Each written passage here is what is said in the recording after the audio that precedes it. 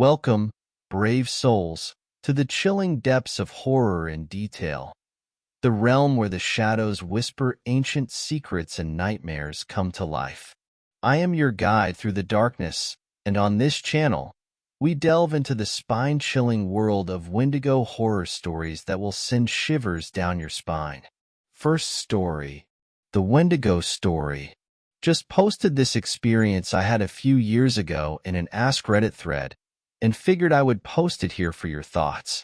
I'm not entirely sure if this was a Wendigo, or what I just usually refer to this as that since this took place not far from an Indian reservation in upstate New York. A few years ago, 2012 or 2013 I think, since I was still in high school then, I was at a party with some friends, and as the night goes on, maybe 11 to 12 at night, one of my friends and I go outside to have a cigarette. The second we get outside, there's just this completely awful, foul smell. Like just blood, vomit, piss, and death all at once.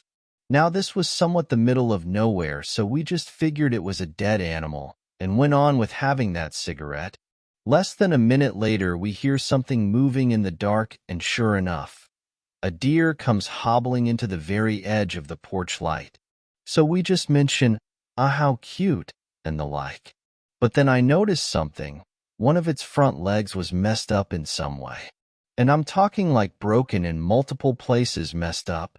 So my friend and I are slightly off-put by this, less than we should have been since drunk, and finish up our cig and go to head inside. However, right as we start to do that, one of the two porch lights goes pop and goes out. So now it's less light outside, and this deer is back into the darkness.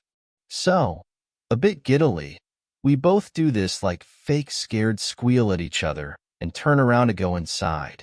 And that's when we heard it. That undeniable sound of nails on the concrete patio. We both slowly turn around to see this hunched-over, rotten coyote doing this very slow, very unnatural crawl towards us. We go from 0-600 paralyzed with fear almost instantly until another one of our friends playfully pulls us through the open door, telling us to get back to the party. To this day, I have not experienced anything like that, and it's one of the most horrifying things I've ever experienced. Second story. I believe I had a close encounter with something strange in Mendocino National Forest. This has left me feeling extremely shook, and I'd love some opinions, especially from someone with experience. Last year, I had a very strange experience in a national forest out in California. I was by myself, on a road trip with my dog, and I was driving pretty far into Mendocino National Forest. I like to camp in national parks/forests because it's isolated so my dog can roam, and they're free of charge. A trade-off for sketchy/rough drives into the parks sometimes and lack of service/assistance. Anyway, I was driving up this dirt road, kind of curling up a mountain around maybe 5 p.m. It was very nice out, sunny and warm with a slight breeze. Nothing serious happened, but I felt extremely uncomfortable driving into the area, and that feeling did not let up. Driving up the mountain, I felt like I shouldn't stay there. And I even texted my boyfriend about it for as long as I could before my phone completely lost service. I was looking for a sign of another person having been around the area lately, but didn't see anything. I pulled over and got out of my car with my dog to look over the edge and noticed a dead squirrel and some broken glass mixed in with the dirt and gravel road. Yuka, my dog, starts to growl slightly. She is vocal, but I've almost only ever seen or heard her growl at or with other dogs. I did see her growl at a possum once, so it could be something she smelled maybe. This place continued to make me feel quite on edge, but I pride myself in being an independent traveler and backpacker, so I decided to continue at least a bit further with my grumbling pup to see if I could find a good place to camp. I continue to notice more dead animals. Keep in mind no one is going to be going more than 5 to 10 miles per hour up this thing, and that's if there's anyone even there. I hear men's voices. They sound close, and I think I should call out to them, so I stop my car, but then kind of freeze up and feel like I shouldn't. I can't really make out what they're saying. I don't see any sign of people anywhere, and I get back in my car and continue to slowly drive forward and cautiously look for where the voices could be coming from. I've never ran into other people in a national park or forest when I've gone this deep in. The unsettling feeling grows about the voices, which have sort of come and gone a few times, and I give up and begin to turn my car around. I honestly don't remember how Yuka was acting on the way down. I was scared and focused on getting out of there. I just distinctly remember being surprised at her grumbling when we were standing outside of my car. Kind of dangerously quickly, I went back down the mountain, not seeing any sign of anyone. I decided to spring for luxury and get a hotel for the night. I figured I was just fine. Huge and open spaces can be intimidating, I told myself, and the voices could have been echoing from somewhere far off, and they just sounded close. Animals die. Glass gets broken. Nothing happened. Cool. But I remember this place. It sticks with me. Whenever I'm watching scary movies, if I'm walking my dog in the woods at night, nothing compares to the feeling I had driving up that mountain, and it's honestly kind of interesting to me as well as frightening. I recently happened across some information as well as some Native American lore that made me feel extremely uneasy. Fast forward a year. I've mentioned this place to a few people and the haunting vibes it gave me, but nothing much more. Googled the national park once and didn't see anything, but didn't look much either. I like scary movies and things of that nature, hence my fascination in this little event, lol. So my boyfriend and I were coming up on finishing our road trip just yesterday. We were in Wyoming for a wedding.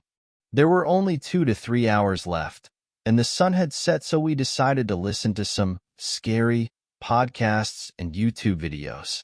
We went from the No Sleep podcast to the X-Files and ended up on a True Stories video dealing with Native American lore.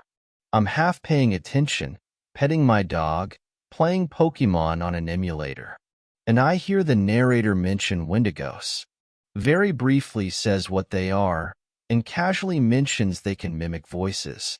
I mean it when I say the most horrible chills I have ever had in my life crawl down my spine, and I stare at my boyfriend and ask him if he remembers that national forest I was freaked out about last year.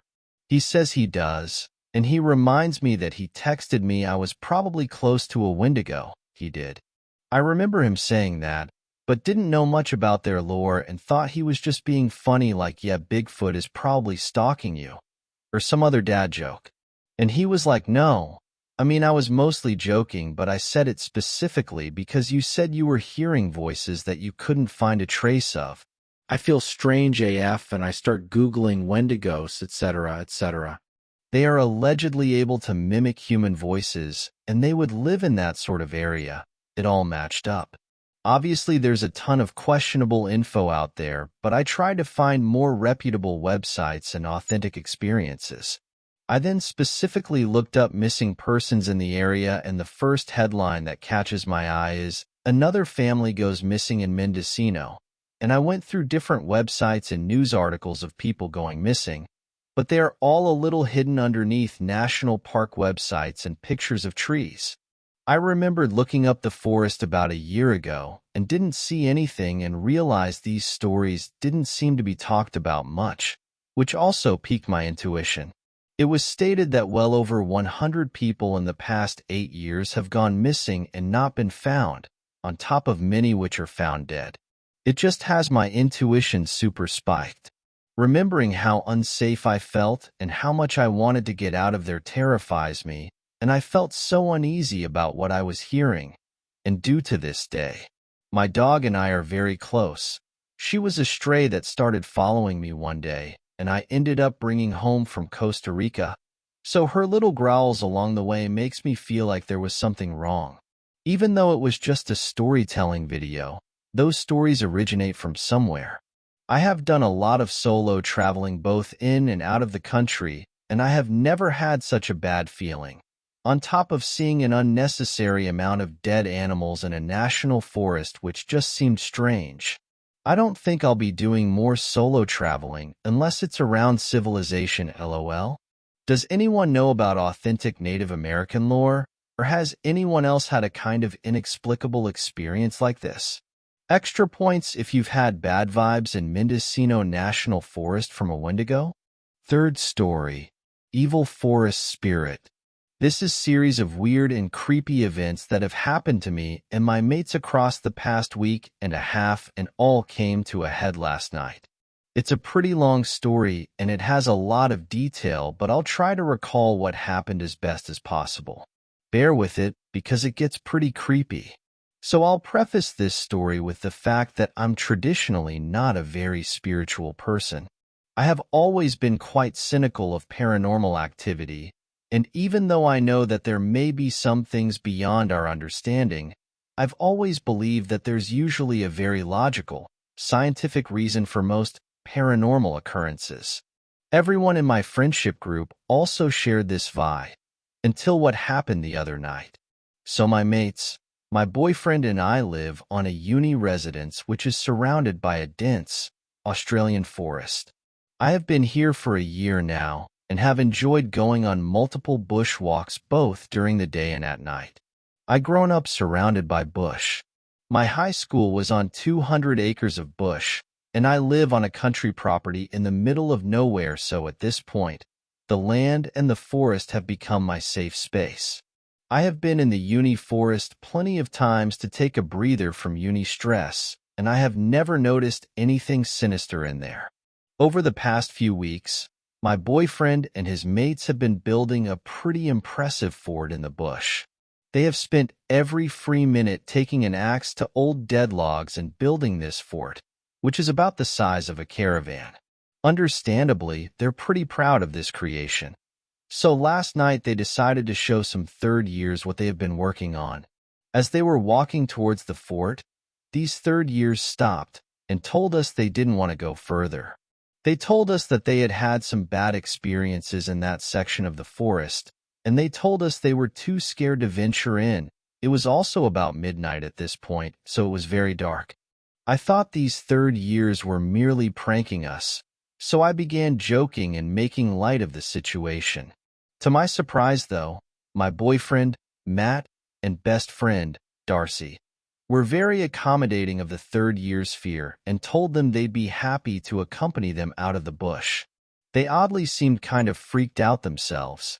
I then remembered that Matt had actually told me before that the bush could be quite scary at night, which actually amused me because usually he's the type of annoying, macho man who believes that fear is a sign of weakness. One of the third years, Nick, wanted to press on, but the other two, Kyle and Adam, wanted to head back. I had seen the fort a few times, so I volunteered to go back with Kyle and Adam. As we were leaving the forest, I asked Kyle and Adam what made them so scared of the forest. They told me they didn't want to talk about it when we were in there, but they did point out to me that the section of the forest we were in was unnaturally still and quiet. As a cynical person, I had to admit that it was a bit odd that only the section we were in was dead still, whereas about 20 meters away, across a road, the trees were blowing madly in the wind. Once we had left the forest, Kyle and Adam's demeanor changed significantly, and they finally felt comfortable expressing to me what they had experienced in the bush before. Very long story short, across the 3 years that they have lived on res, they, and a few other people, have had multiple encounters with what seemed to be an odd-looking spirit in the shape of a man in a hunched-over position. The spirit was always accompanied by the bush going unnaturally silent and an overwhelming feeling of impending evil and doom. He told me that the reason the forest goes so still and quiet is because something inside of it is listening to you and hunting you. Kyle, being a man of indigenous culture, told me that at one point, the spirit was so close to one of his friends that he had to call in an Aboriginal elder to run a smoking ceremony. This elder told Kyle that the presence of evil was overwhelming in the forest, and she warned him never to go in too deep again. Kyle also begun educating me about other Aboriginal legends and expressing his fear of the noises, like screams and whistles, distinctly human screams and whistles, not foxes or birds, and the feelings he had experienced in the bush. At this point, I listening ardently, but was also viewing these stories as purely fictitious as opposed to something to be concerned about. Even though I didn't really believe in the stories, I was interested in learning more about the Aboriginal culture, and I was honored that Kyle was opening up to me about something which seemed to be very personal and significant to him. About half an hour later, Matt, Darcy, and Nick emerged from the forest and headed back over to us. As they approached, I could tell that they seemed pretty obviously shaken by something, and for the first time that night, definitely not the last LOL, I suddenly felt very anxious. Matt and Darcy explained that they were showing Nick the fort when they all suddenly felt an overwhelming feeling of dread, and they all unanimously decided that they needed to leave. Matt also admitted to momentarily catching a glimpse of what he said looked hunched-over man in front of a tree near the fort. He said he would have thought it was a shadow had he not seen the man's eyes reflect the light of his phone torch. At this point, my belief that they were pranking us diminished entirely as Kyle was visibly freaking out and Matt looked shaken. I could tell they weren't acting, and I also didn't believe Kyle would exploit his own culture for the sake of a cheap joke. We all now headed back to our respective dorms, as we figured we'd better get as far from the forest as possible. I felt much better to be inside, only until Matt turned me and suddenly said, "I need to go back and talk to Kyle." When I looked into his eyes, I could tell something was very wrong, and my anxiety amped up significantly. Him behaving this way was very unusual, and something was clearly bothering him. So we headed over to Kyle's unit and knocked on the door to his room. Matt explained to both of us that 2 days prior, he had come across a massive tree in a clearing that was covered in some odd sorts of bulbs. Him being an absolute moron decided it would be a clever idea to take an axe to the bulbs to see what they were made of. He admitted that the reason he was asking Kyle about it was because he couldn't shake the memory or thought of this tree, and it was becoming unbearable and stressful. Kyle was obviously furious about this, as it turned out that the tree Matt had damaged was very sacred and ancient, and Kyle believed that Matt might have angered the forest and the spirits within it. He asked Matt if he had experienced any incidents over the past few days, and Matt matter-of-factly told us that the gash on his face, caused by a falling branch that missed his eye by a mere cm, actually happened only 20 minutes after he axed the tree. He also told Kyle that he had lied when he initially told us he'd seen the hunched man for the first time tonight. He had in fact seen him 3 times over the course of the past week and twice in the past 2 days. He also told us that the reason he left the forest the night of axing the tree, besides the fact he had a bleeding cut on his face, was because all of the boys working on the fort had suddenly heard a very, very unilateral sound in the forest. Something between a human scream and a whistle. They said they would have thought it was an animal had everything else not suddenly gone completely silent. When they heard the noise again, closer this time, they grabbed their stuff and legged it. It was also at this point when I realized that over the past 2 days, and I could literally pin it to whenever Matt was around, I had felt extremely agitated and sad. It was a very intense feeling, and I felt really guilty because it was nothing Matt was doing to upset me that was causing my distress. It was as simple as it being his energy or his vibe that was bothering me.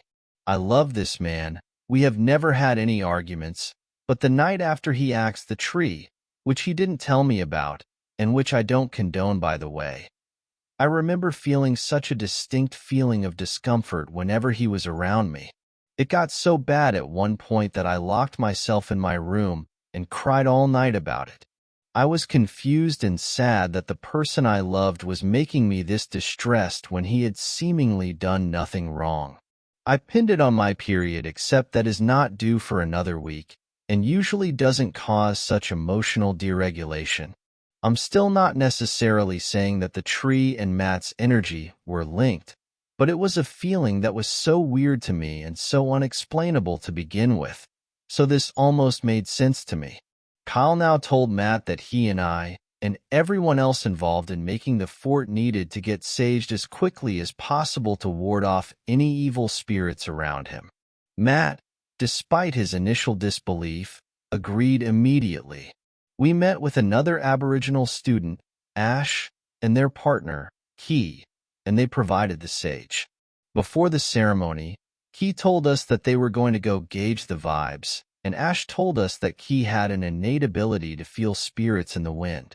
The second that Key walked out of the unit, I swear to God that the wind did one of the weirdest things I have ever experienced. It was the biggest gust of wind so far, and it carried the faintest howl of about 5 different notes and octaves. It came from well beyond the tree-line like a wave and flew unnaturally quickly in our direction. It flew through me as if collecting my shadow, and it made the hairs on the back of my neck stand up. It didn't feel sinister, though, and Key reassured us that it was a normal phenomenon and that they experience it whenever in touch with the spirits. What wasn't normal, though, was the smell that permeated in the air about 30 meters from the tree line. It was almost artificial and like nothing I'd smelt before, and it clearly scared Key as they began to tell us that something was very, very wrong. Key told us that something was stalking us from just beyond the tree line and that it was very, very angry. Apparently, we needed to begin to sage now, or else it would follow us into the residence. As we walked to the glow of a nearby lamp post, Key told us that it was too late and that the evil thing was already following us. And that was when the brand new, relatively expensive lighter we had recently brought broke. It just completely broke. We tried to light the sage and the button fell off and the thing cracked open. We now needed a new lighter, and Key told us that the thing was getting closer and closer. Whether it was related or not, I could not stop shaking despite being warm under a lot of layers of clothing. As a pack, we headed to a room to get a new lighter, and Ash advised us that Matt should stand away as we tried to light the sage. After a couple of attempts where the fire bent around the sage, and I mean literally was repealed by the stick, Matt stood far away enough and it lit. Once we all were fully saged, we were all feeling significantly better and were ready to sleep. It was probably about 2:30 a.m. at this point. I got back to Matt's room, now completely comfortable around him for the first time in 2 days, and we got into bed. The other 2 people in our room were already asleep and sleeping soundly. Matt and I talked for a while about random stuff, nothing ghostly, and I ended up feeling very comfortable and happy as we eventually stopped talking and he drifted off. As a bit of an insomniac, it takes me a while to doze off, so usually I go on my phone until I feel sleepy. That was when it happened. It started with a very faint tap that I paid not much mind to, but in hindsight didn't have a known source.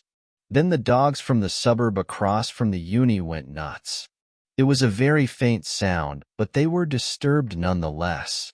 Nothing made me think that it was anything paranormal until multiple things happened at once.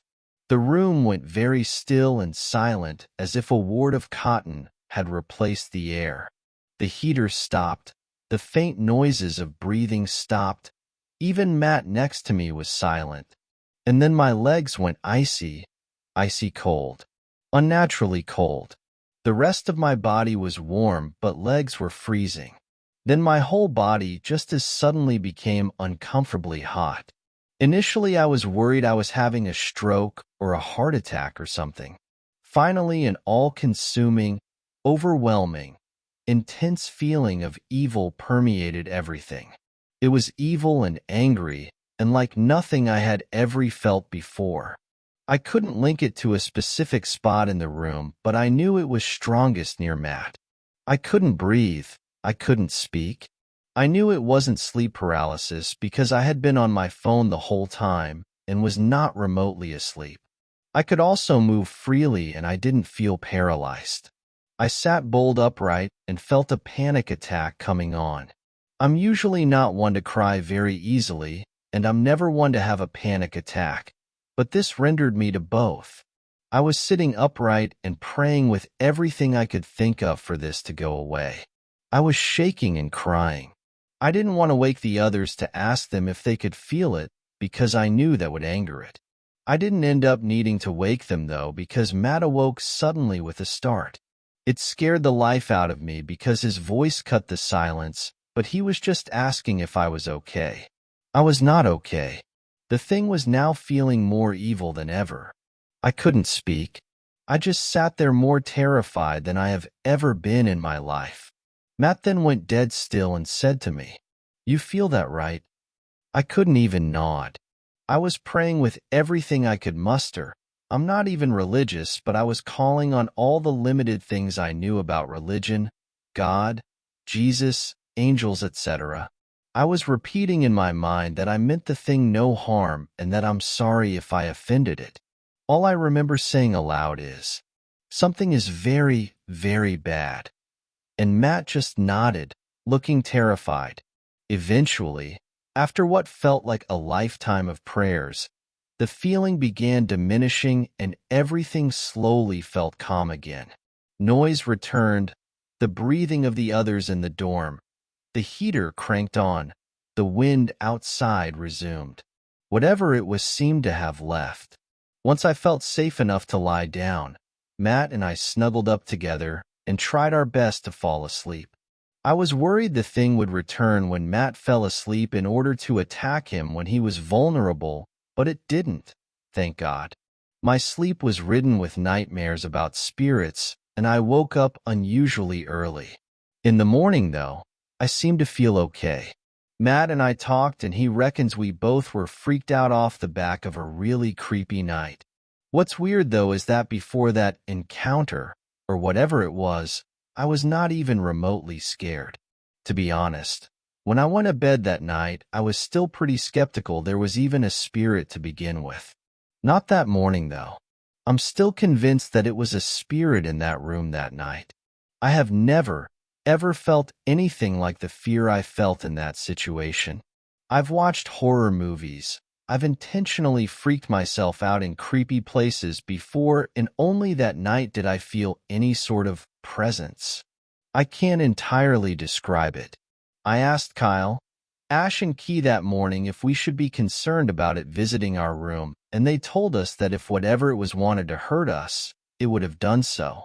They said they believe it was more of a warning for us to leave it alone, more of a threat than an act of violence. We also then discovered, as Darcy went back into the bush that day, Matt and I declined the invite, that their well-structured, carefully constructed fort that could carry the weight of all of them had collapsed in the night. It wasn't a stormy night. It wasn't any more windy than any other night had been. The fort had entirely caved in on itself, as if having been trampled on by a large creature. Whether these things are coincidental or not, I'm not sure, but it sure freaked me the hell out.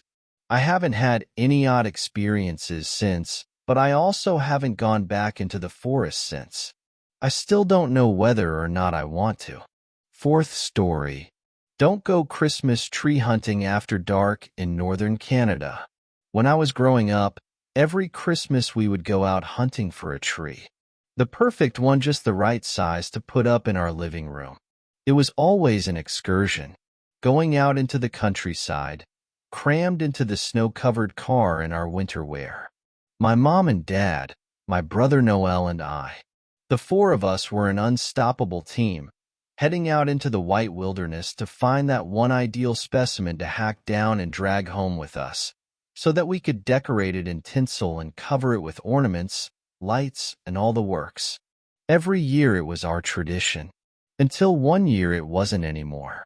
Dad passed away a couple years back, and with all this pandemic business, it doesn't look like we'll be doing much as a family this Christmas for the first time I can remember. It was with this feeling of melancholy and neglected nostalgia in mind that I hopped into my car on a whim and drove out into the snow-covered countryside to find a Christmas tree. The whole thing was a bit out of the ordinary for me, but I was feeling stir-crazy sitting in my apartment. I had just been quarantined for a week due to an exposure at work and had finally gotten back the negative test results and subsequent all clear to venture outdoors again. After days of Uber Eats, watching reruns and old Christmas movies, I could finally leave my house. I couldn't remember where the place was that we had gone to as kids, so I just drove around until I found a farm with a sign out front. It took a couple hours, but I liked that lost feeling, that sense of misdirection that none of us experience anymore since we all have GPS and cell phones.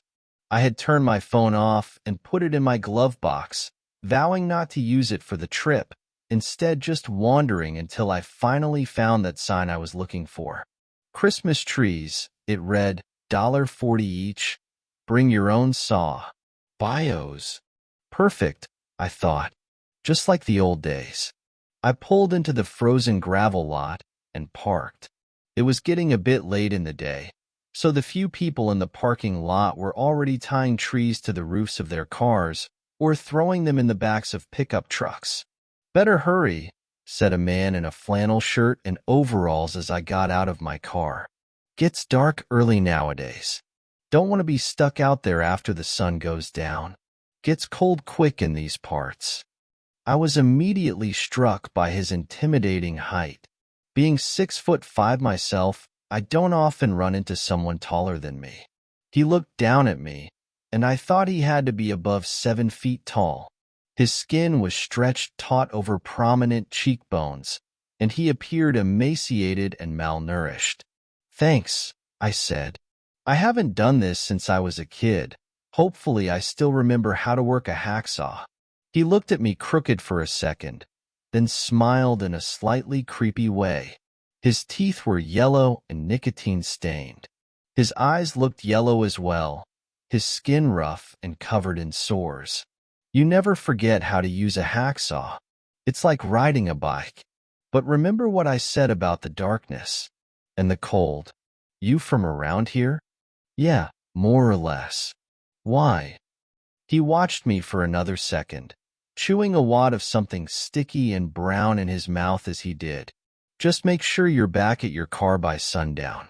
Lots of animals out, and not much to eat this time of year. What kinds of animals? All kinds.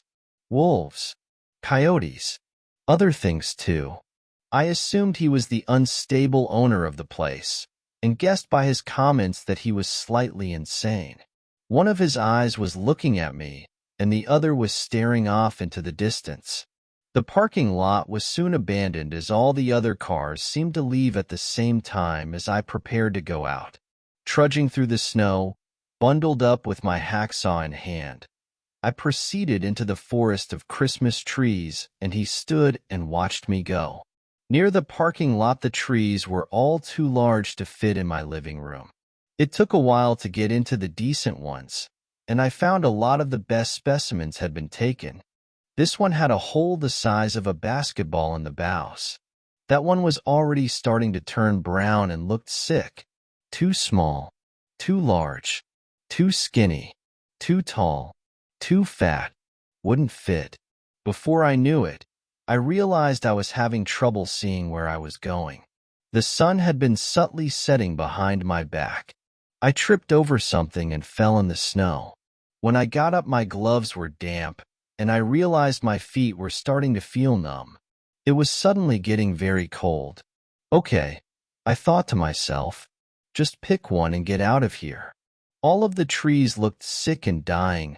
I realized now. They were missing large sections, and none of them looked suitable for use. I settled on a random one after another couple minutes and quickly hacked it down with the saw. By the time I was done, it was pretty much completely dark outside. I thought again about the man's warning to return to my car before it got dark, and started to get nervous and wonder why he had been so insistent. Perhaps there are wolves, a voice in my mind said, or bears. Maybe there are wendigos. Why did I have to think about that? As I walked through the knee-deep snow, dragging the sick-looking little tree behind me, I remembered what I had read about them. Wendigos were a creature first mentioned in Canadian First Nations folklore, and I had once done a project on them for school. I discovered through my research that a Wendigo is an evil, malevolent spirit. It is fueled by greed and loves the cold. It prefers its victims hungry, like those found in remote regions during winter months. It possesses people and causes Wendigo psychosis, a condition diagnosed by psychiatrists. Symptoms include cravings for human flesh. Those who are possessed want to eat people. For every person the creature kills and consumes, its gaunt and skinny frame grows taller, thus never feeling satisfied. It is towering in its height, thin and human-like, but motivated only by greed and an insatiable hunger for human flesh. Wendigo tend to appear in the winter when food is scarce. They love the cold. They are drawn in by starvation and ice-cold freezing despair. My stomach rumbled with hunger. Snap out of it, I told myself. I thought I heard something. Footsteps in the snow behind me. I stopped walking and turned around quickly to look. No one. I began to walk again. The darkness was nearly total, but my eyes had adjusted enough not to trip as I trudged along through the deep snow, dragging the tree by its trunk. That was when I heard the sound again. Footsteps, closer this time. Movement of another person walking in the snow. I turned around and the sound stopped, but I had been sure that time. Someone was following me. Hello? I looked around, scanning the shadows in the direction where I had heard the noise. Is someone there? No one. Hesitantly, I turned around and began to march again, my thighs now numb from the cold. My toes had gone from a wet and frozen pins and needles sensation I associated with childhood tobogganing excursions to now suddenly feeling painful and dead. The temperature had plunged rapidly. I hadn't checked the forecast, but this seemed unnatural. It felt like it was minus 30 degrees Celsius. My breath plumed out in the air in front of me, and my hands began to shake involuntarily. Suddenly my teeth were chattering and I was having trouble walking, my legs not wanting to move. The sound was coming behind me again, much closer now. I turned around, and this time it didn't stop. It didn't try to hide. The thing coming at me looked very much like the man from the parking lot, but he was no longer human. Maybe he never was in the first place. His plaid shirt was torn, and it looked like he had grown taller than before, and was now pushing 8 feet. Jaundiced eyes full of hate and hunger stared at me as he raced towards me, his long legs making him move quickly in the snow. For a moment I was frozen there, in more ways than one. It felt like the closer he got, the colder it was. And if anything propelled me to escape from him, it was that. I didn't want to feel that freezing dread for 1 second longer. It felt like death. My heart racing, I dropped the tree and ran. The fear I felt as I raced through the snow was indescribable. Have you ever been so afraid that your body doesn't feel real anymore? Your muscle memory doing everything for you, telling your body to run, and you don't even have time to think. You just run. The problem is when there's an 8-foot-tall Wendigo chasing after you, and they're obviously hungry and fast as hell. That's when it doesn't matter how quick you can run, because you're still gonna die. I heard him gaining on me, and I knew if I looked back I would die. Just that brief momentary lack of focus would be enough to cause my demise. My heart skipped a beat as I felt it swipe at my clothing and nearly grab a hold of me, and I realized I would never get away by running like I was. I could hear its breath behind me, very close, breathing heavily as it ran. Headlights flashed suddenly, illuminating me, and I heard the Wendigo scream and duck away. The parking lot was to my left, I realized.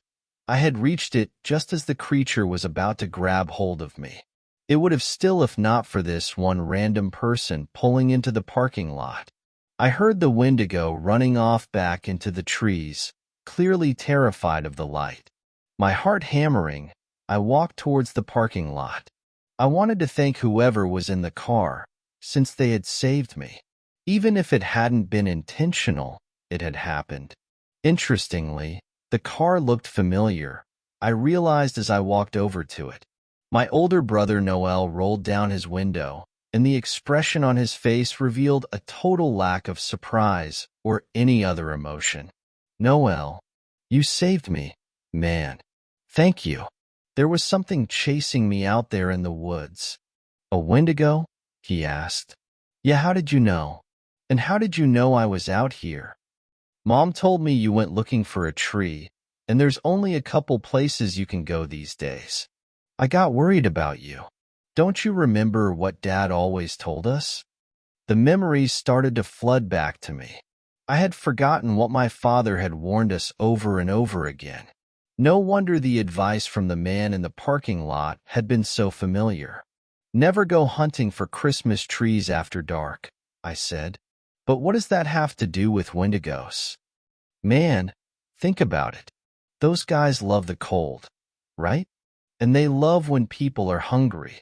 What are the two things you always remember feeling when we went looking for Christmas trees as kids?" My stomach rumbled again, louder this time. Why had I skipped dinner before coming out here? Point taken. My whole body is completely frozen solid, totally numb, and I'm starving. "Follow me," he said. "I'll drive to the nearest burger place and we'll get a bite to eat and get you warmed up." I got into my car with one last parting glance at the woods. Yellow eyes gleamed from the darkness. Maybe I'll get the veggie burger for a while. Fifth story. I think I may have seen a Wendigo. So this is very confusing, but bear with me. I was in my house with tea and a book. I have a large window seat on the second floor, and I was chilling right there. I have a small 2-story cabin in the woods. A long driveway, about a half-mile, leads down to the main road, not a highway, mind you. I enjoy taking hikes, hunting, fishing, and just enjoying nature in general. I was looking out into the forest to see if I could find any cool birds when I heard a noise. A rustle in the bushes brought my attention toward my neighbor's cattle pen. My neighbor's house can only be accessed by the same long road, and they have a farm with 3 cattle, 2 cows and a bull, 12 chickens, and 2 pigs. A large barn sits in the middle of all the pens. The bush rustled again. Thinking it was a bear, I was worried it would take one of the pigs and drag them into the woods. This has happened once already, sadly. I grabbed my old hunting rifle. I was going to attempt to fire the gun in the air and scare the creature. No reason to harm it. But what I saw made me think twice. I walked out onto my large back porch, fired in the air.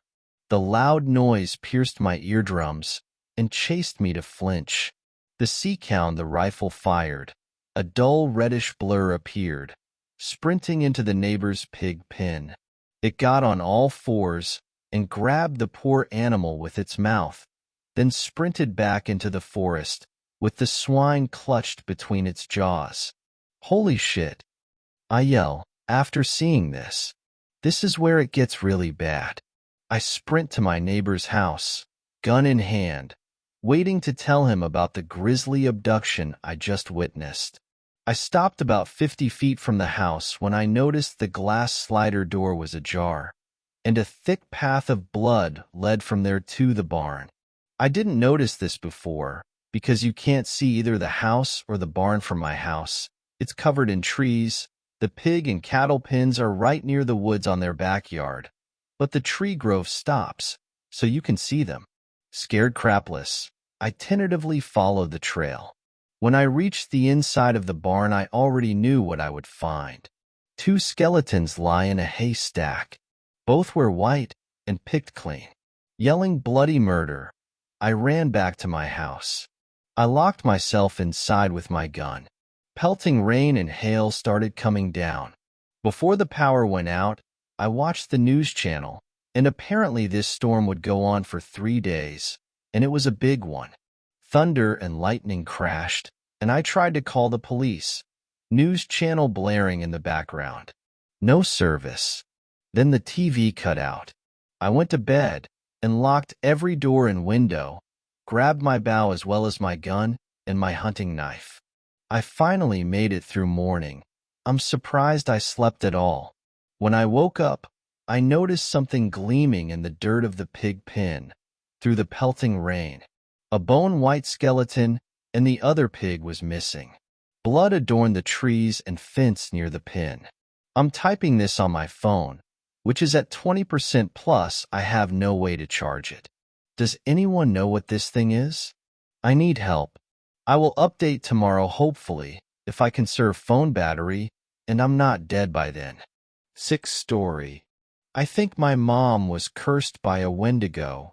Every family member of mine, including myself, has had an encounter with the paranormal or supernatural at one point in their lives. From the little people that kept my great-aunt company as she lay dying in a hospital bed to myself, making successful contact with something through a Ouija board.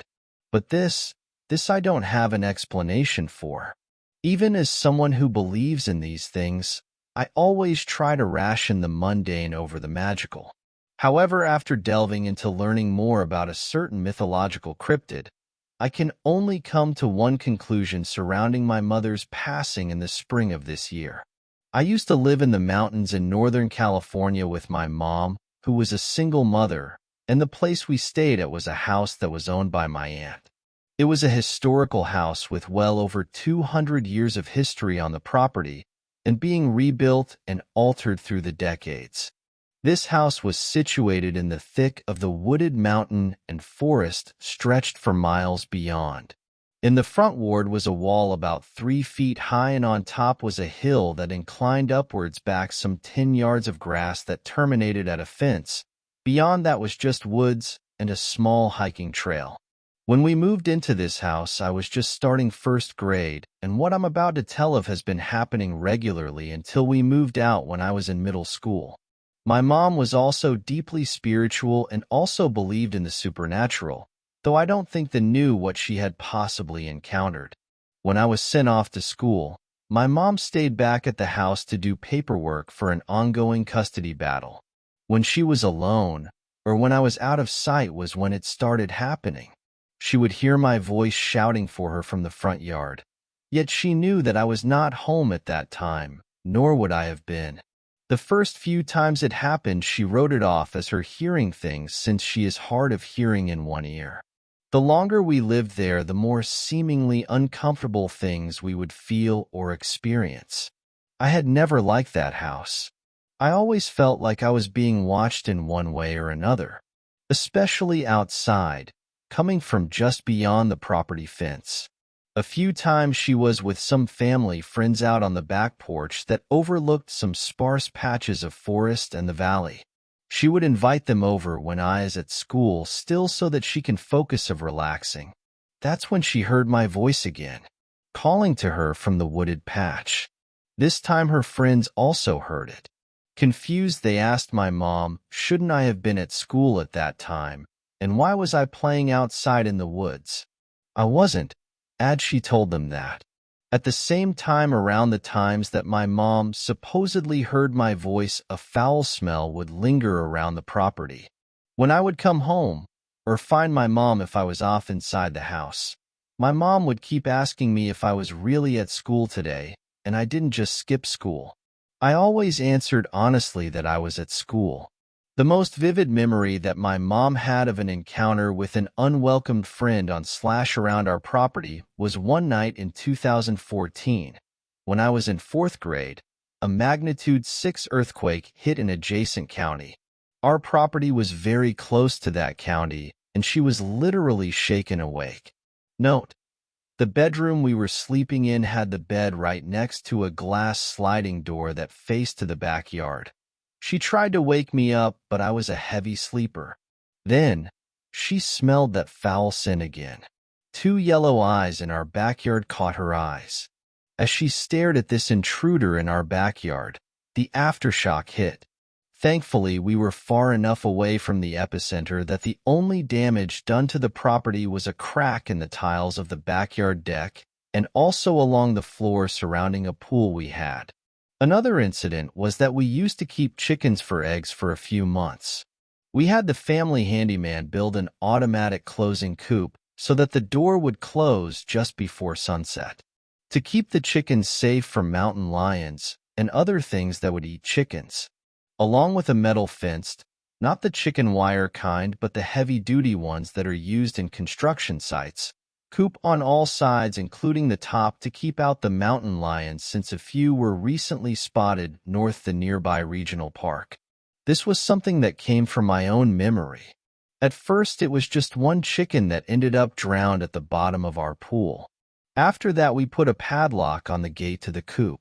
Then one late morning I was out hunting for frogs in the pool filter when I saw my aunt, mom, and family handyman, the same one that built the coop, look at the coop shocked and worried. The metal fencing of the coop of one safe had been completely ripped open and inside the coop was a bloodbath. I came to take a closer look at the scene when I heard the handyman say, "I'm not sure this was a mountain lion. None of the chicken are eaten or missing. Their heads are all severed, and a mountain lion would have eaten these. They don't hunt and kill for fun." We also had no neighbors or people for at least a few miles that could have played this prank on us. And the thing I remember most was not the dismembered chickens, but the smell of rotting flesh, even though the chicken looked like they were just killed the night before. Looking back, it felt like we were being taunted by this thing. Or at least my mom was for some reason. When we still lived at that house, and even after we moved, misfortune followed us wherever we went. My mom got into a 5-year-long abusive relationship and developed breast cancer when I was in high school. She was a very healthy woman with no family history of breast cancer, and it would go away and come back just when she thought she was finally done with the chemo and treatment and all that. I had at some point in my teens gotten into cryptids and specifically Native American folklore. If what I assume about her experiences are correct, I have heard that even if you evade death by the Wendigo, it will find another way to kill you. Doctors she would visit would express confusion as she was low risk in getting breast cancer, let alone having it keep coming back since they caught it early the first time. Though we had long left that house, it felt like the memories, the fear, it was always following her. In her last months alive when I was with her, she said she kept having dreams of that old house, of my voice from beyond the woods, beckoning for her to come. Dreams about a thing that looked like a man but wasn't exactly, bearing the same yellow glowing eyes she saw outside the night of the earthquake. She felt as if these reoccurring dreams were trying to tell her something. She had hoped it was something good and not malevolent. In fact, it did have my voice after all. Last year in the fires, the house burnt down, and this year in the spring, my mom passed away. Looking back, it feels like the pieces fit together for this. Everything from her diagnosis to how her cancer had behaved felt so off. It could be that she was cursed by this thing, or maybe there was no supernatural explanation, but it still lingers in the back of my mind. 7th story. I believe what I saw was a Wendigo. "Hello, Dr. Sebastian, I would like to speak with you." That is what a cold voice said to me over the phone.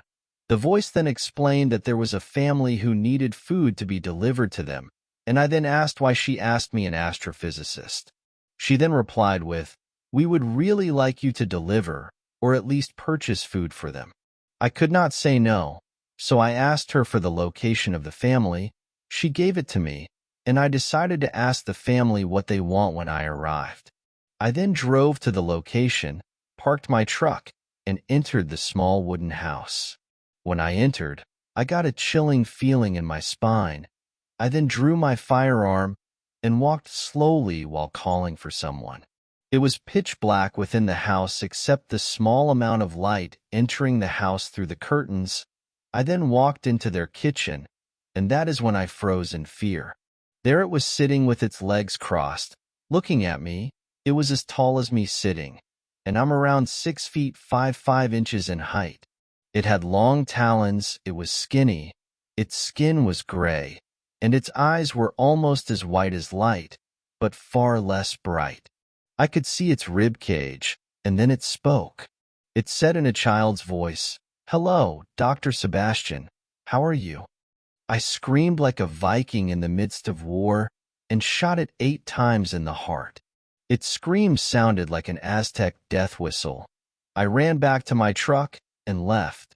I knew that thing is what I spoke to, and I knew if I were to tell my friend, he would show up with his entire team, and they would have been turned into its dinner. That is all I can remember. But the way it looked at me screamed, "I have ascertained your soul, and there is nothing you can do about it." I visited the location 2 years later with my mates. The place was in a horrible state. The wall had scratch marks, there was urine everywhere, and the only thing we could smell was the urine and blood. As I stepped into my apartment, I got a weird feeling. My roommate then greeted me. She asked me what I had done, and I told her that I went with her brother and our friends to an old cabin. 2 hours later, while I'm trying to sleep, I hear a tapping noise. It was coming from my window, and I knew something was wrong. My apartment is on the 2nd floor. There are no trees for at least 10 to 20 meters, and most trees in the area are short. I did not even dare to move, and then my roommate came into my room. "CB, do you have toothpaste? Because I have run out," she said. She then looked at the window, and the tapping speed increased. "Don't move," I said. After 2 hours, the sound stopped, and we both slept in the living room. Thanks a lot for watching the video till the end. Subscribe to our channel Horror in Detail. Drop your opinions/suggestions in the comments section, and like the video as it helps with the YouTube algorithm.